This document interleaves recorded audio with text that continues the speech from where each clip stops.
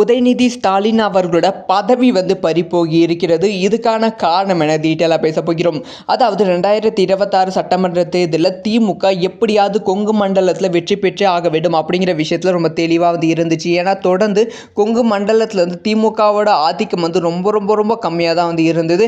இதனால் பல பேர் அப்செட்டில் இருந்தாங்க. முக்கியமாக முதலமைச்சர் ஸ்டாலின் அவர்கள் அப்செட்டில் இருந்தாங்க. இந்த முறை கொங்கு மண்டலத்தில் திமுகவை வளப்படுத்துவதற்காக உதயநிதி ஸ்டாலின் அவர்களோட தலைமையில் தேர்தல் தலைமை குழு அமைச்சாங்க கொங்கு மண்டலத்தில். ஸோ அங்கே தேர்தல் வியூகங்கள் வகுப்பதற்காக டீம் அமைச்சாங்க. அதுக்கு உதயநிதி ஸ்டாலின் தான் தலைமை தாங்கினாங்க.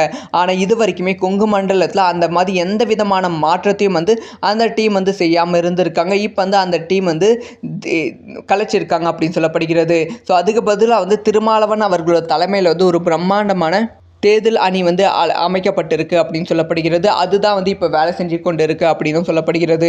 இதனால் உதயநிதி ஸ்டாலின் அவர்களோட பொறுப்பு பறிக்கப்பட்டிருக்கு அப்படிங்கிற கேள்வி எழுந்திருக்கு.